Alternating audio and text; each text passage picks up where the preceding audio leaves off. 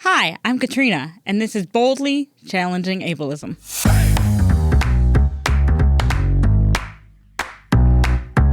I'm your host, Katrina Simons. I'm the Community Program Specialist at the Institute on Community Integration at the University of Minnesota.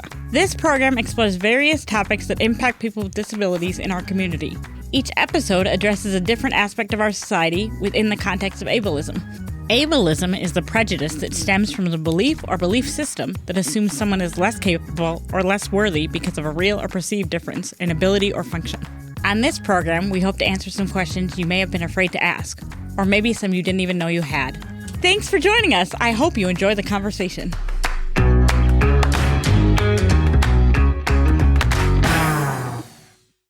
Hello, everybody, and welcome to Boldly. Thanks for tuning in today and joining us.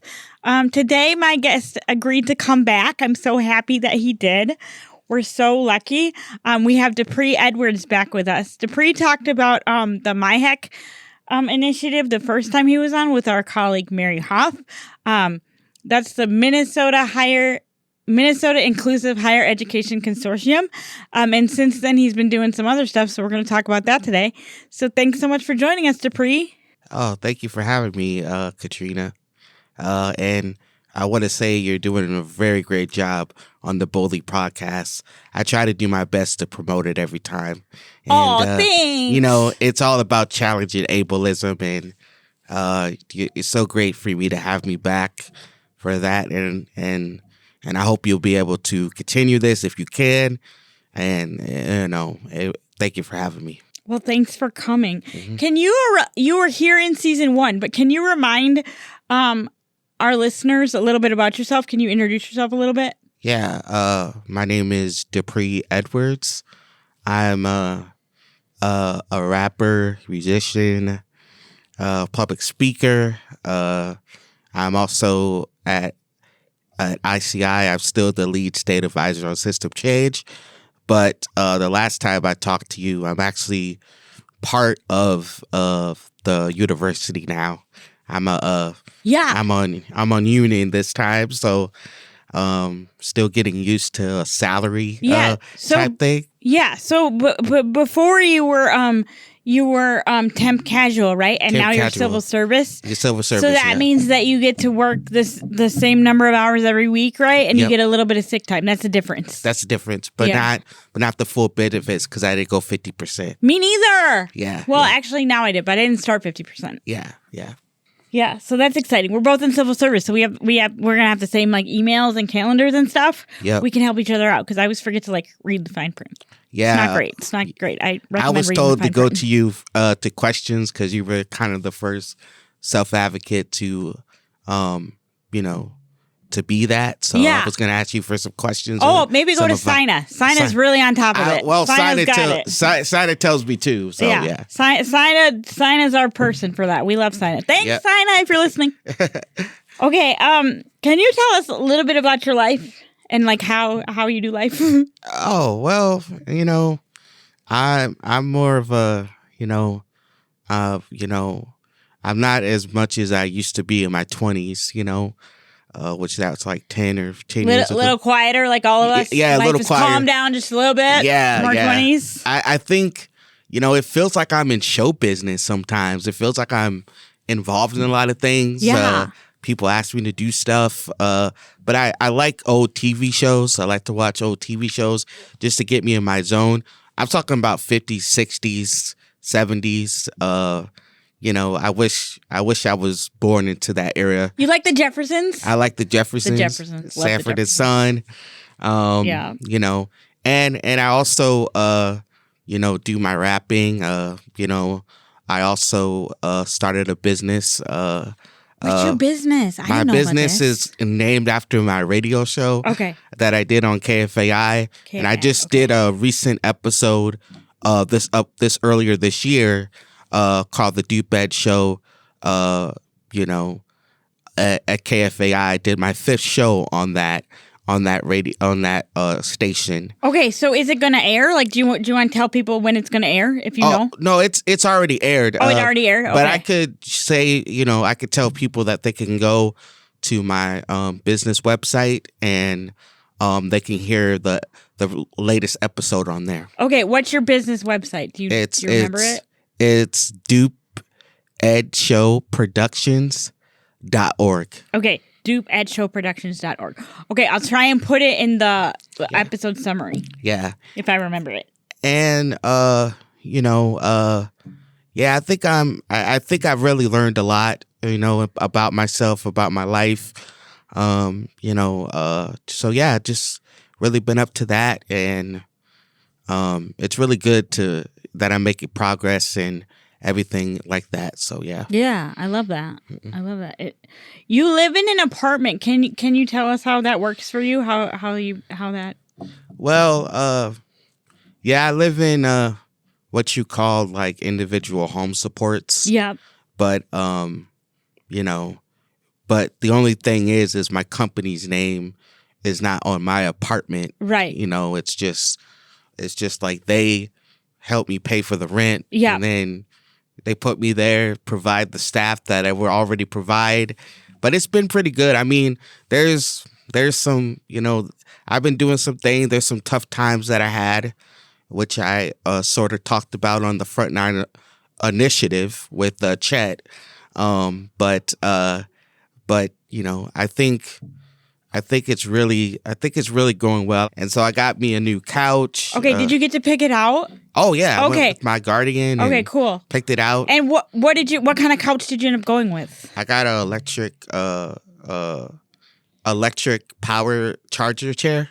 Okay, so like, is it, when you say electric power charger chair, is it like a recliner that can like tilt back? Yeah, and also you can charge the UPS in there. Okay. And everything like that. I don't know if that's how you say it. We have one, well, not the electric kind. We had one at my parents' house, but then when I moved into my apartment, I decided I didn't want one because my chair can do that already. But I can see the appeal for people that don't have a chair. Yeah. I kind of bring my chair with me, so yeah, I didn't need it. But those are nice. What color did you get? I got light gray. Gray. Okay. Is it like slippery vinyl or is it like cloth? I think it's like. It's not real leather though. It's not real leather, but it's like the vinyl. The vinyl, The vinyl, yeah. Yeah. Okay, and does it have the footrest that goes out? Yep. So you can chill, like your chill out chair? Yeah. That's awesome. I didn't get the L section this time. I got the love seat and the 2 type of things and 3 sofa. Yeah. Because if I ever move, my living room is big, so if I ever move, I like smaller living rooms. So. Well, and the L sectional, like, it's super nice. Yeah. If like what you want to do is like host a lot of people, right? And like just have like the house that everyone wants to be at, which is exciting. Yeah. Like that is a worthy goal. If that's not your goal, the L sectional is kind of like too much. Yeah. Because you still have to like move it in and move it out. And it was hard to take care of. Yeah. Let me ask you this. Does your recliner have the little massager thing? Oh, no. Oh, man. I was so close to get that type of feature. Yeah. But, my guardian had a budget. Yeah. Well, also, they got these little frogs that they sell at the Aldi, and they're like $5, and you could just use the frog. Like, you just put it, like, underneath your pillow, and it'll just vibrate right through. So you don't even need that. That's like $5 at Aldi. Do that. Yep. That's what I would do. And, but I did get a new bed afterwards, and I didn't have to replace my dresser or anything because they weren't really beds. Oh my God, what kind of bed did you get? I love beds. I just got a little bit of a therapeutic bed that just has a stainless steel match. Things. Does it sit up? Like, does it sit you up? Oh no. Okay. I was gonna get that feature, but no, didn't happen. Yeah, I don't have that either. Yeah, so it was really good. But yeah, I love the apartment, Yeah. But you know what? I was, because they fixed the mice situation, I'm a lot happier and calmer than I was last year when I told the Frontline Initiative that I didn't have staff, low staff at that time. Yeah, okay. So I'm feeling good. Can I just ask a question? So the listeners here may or may not have access to Frontline Initiative. Is it okay if you summarize what you talked about in that? I know it was a long time ago, so you might not remember. I talked about DSPs, And like the staffing shordage. The staffing shortage. You didn't have enough staff? Yeah, and I also talked about like a staff that kind of let me go back to an apartment. So okay, so how did they help you do that? Well, just made sure that I was, cleaning, making sure that I was doing, never gave up on me. Yeah. Things like that. So, so that's what I kind of really talked about. But okay, yeah. and where you live now? Okay, can I just review it? Yeah. Where you live now, you live independently, but you have staff available to you when you need it, or no? I still have staff, scheduled, but Yep. It was just because I was on 24-hour support. Okay. And according to me, since I'm kind of growing and I'm doing a lot of stuff for the state, I've been the word of the state for a while, and so, but anyway, so yeah, I the same staff, but they just cut a little bit of the hours. Okay, but you're happy with it? Well, I'm happy with the agreement now, but I wasn't happy when I was back then, where they cut all the hours. Oh, they cut all. I'm sorry, I didn't realize that. Yeah, but I'm just trying to say okay. what I was trying to get at is that because of I had the little pest problem, I think my mind and mental health is starting to get better. So yeah, well, I think pest problems can be really harmful to mental health as well. For sure. Because yeah, and they're just in your house. Okay, so did you say they cut all your hours at one point? Yep, they cut 43 hours of my staff.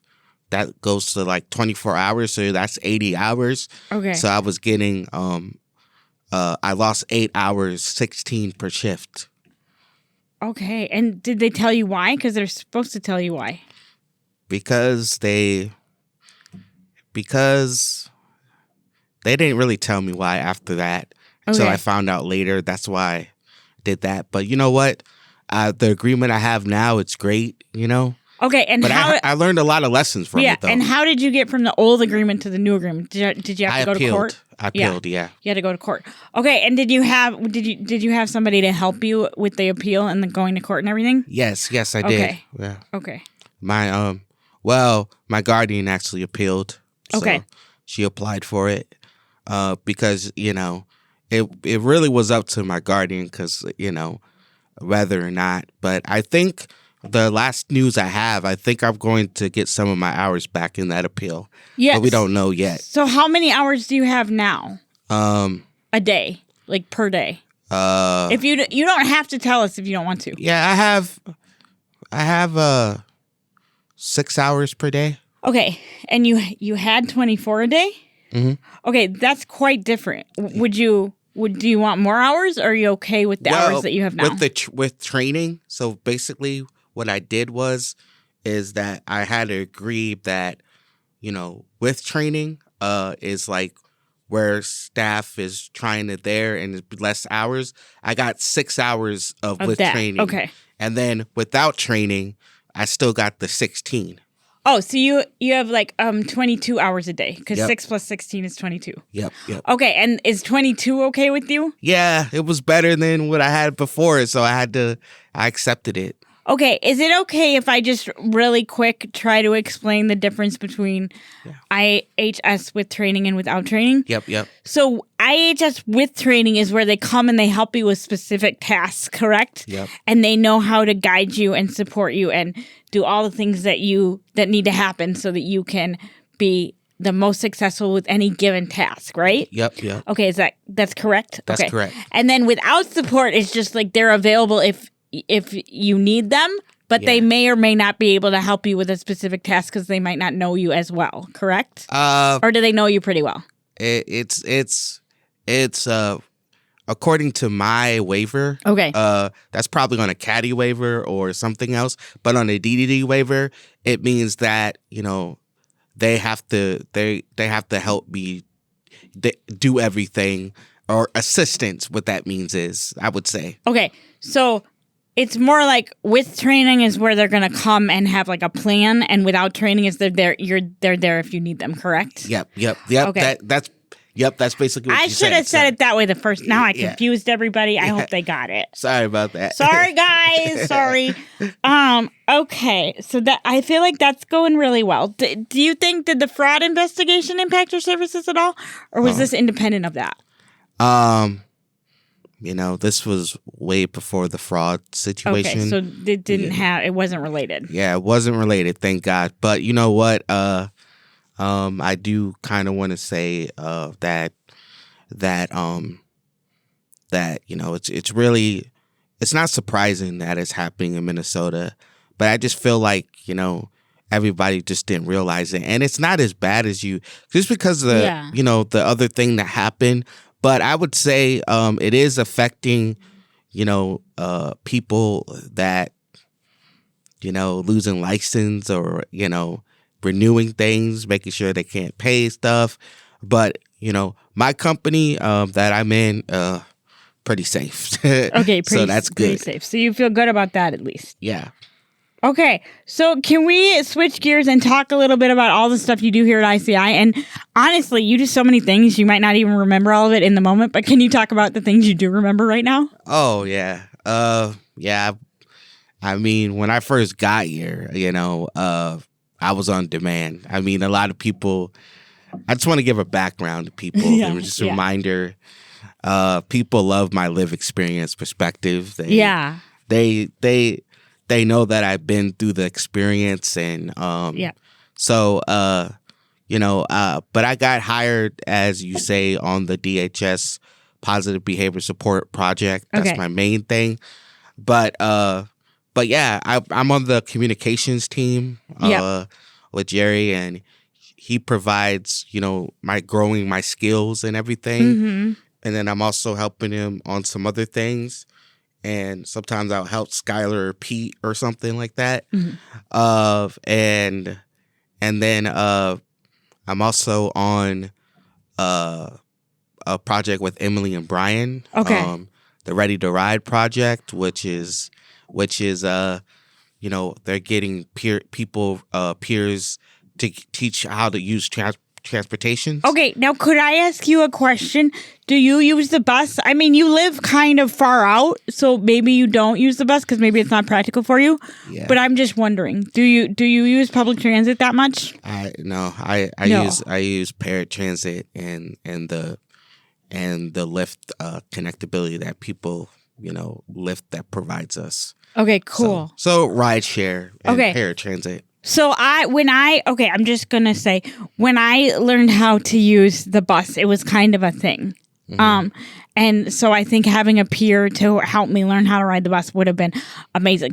Now, the tricky thing about me that you wouldn't have to worry about, and then I think the project I feel like is aimed at people with intellectual disabilities, so many of them won't have wheelchairs, is that I never could have gone on the same bus as my peer if they were also in a chair, because we would have had a hard time both fitting, because my chair, when I was learning how to ride the bus, was so large that another chair would not fit on the bus. I have since graduated to a different model chair where two chairs would fit, but that would have been a tricky problem that I would have dealt with. Mm-hmm. But I think it's really great that people can have peers help them learn to use transit. And then also, like, it's easier if you're just going somewhere with a friend, Yeah, for sure. Yeah. It's great. And then I'm on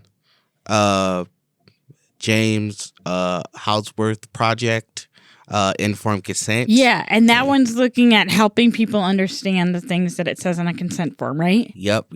Okay. And I've been working on the clip art type stuff and helping them do the plain language version, learning how to do a how-to guide with it. Yeah. And things like that. So right now, that's basically my projects. And I do other stuff that I do around, but I just can't remember.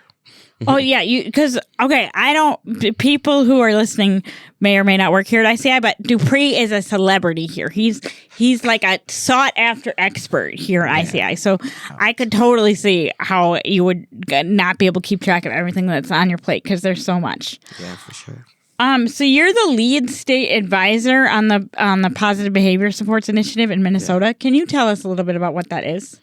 Well, I'm on the regional Quality Council?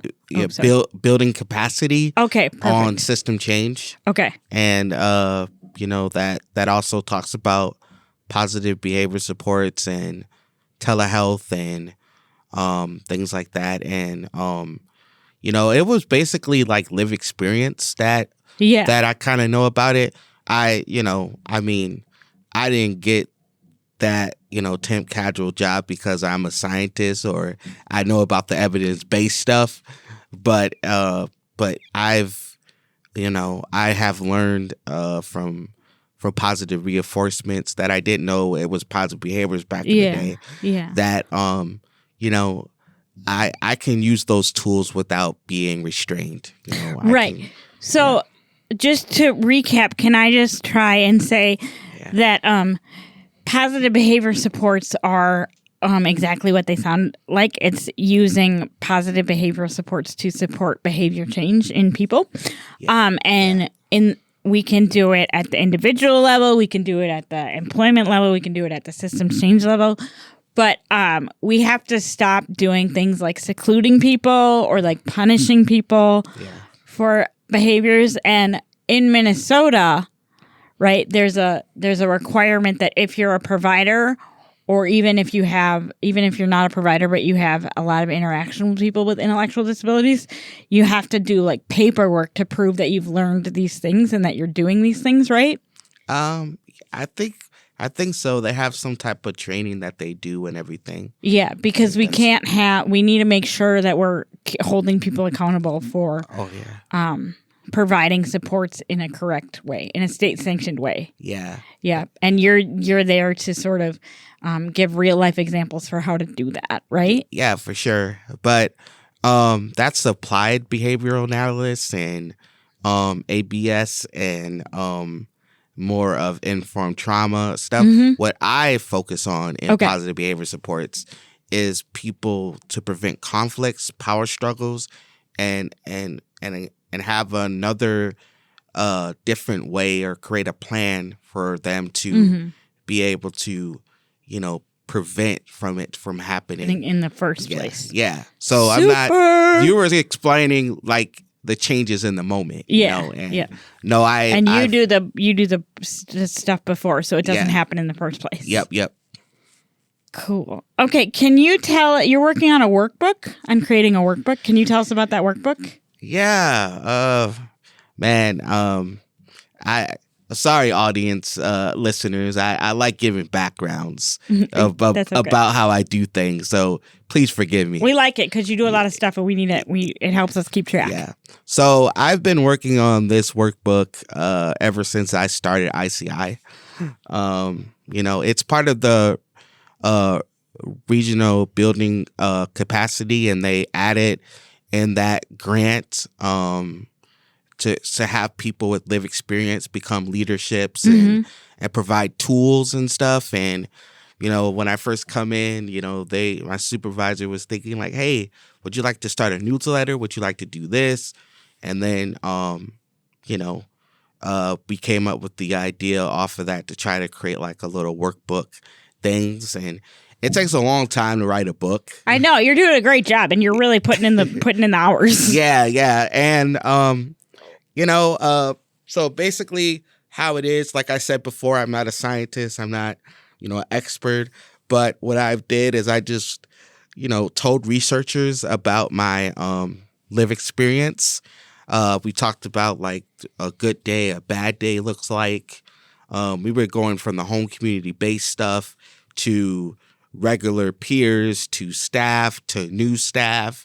And then, so we definitely took Lise Fox. She's a professor and, and a creator of this temperament tool. And she's from the University of South Florida, or Florida. And I took her personality tools and I tried to create it into adult form, which will now, and I created some of her tools in person-centered planning. And so what it is just, the workbook is trying to have a better understanding of each other before the conflict happens, or if something's wrong, and then it's going to lead to creating some type of behavior plan or positive behavior plans. And I'm trying to integrate positive person-centered thinking and practices in between. Yep, that's great. All right, well, we are out of time for today, but thank you so much for joining us. Thank you so much. Good luck on all your endeavors. You're doing so much. Yeah, thank you so much. Thank you guys for having me. Thank you for joining us. Boldly Challenging Ableism is a co-production of AM 950, the progressive voice of Minnesota, and the Institute on Community Integration at the University of Minnesota. For more information, please visit ici.umn.edu.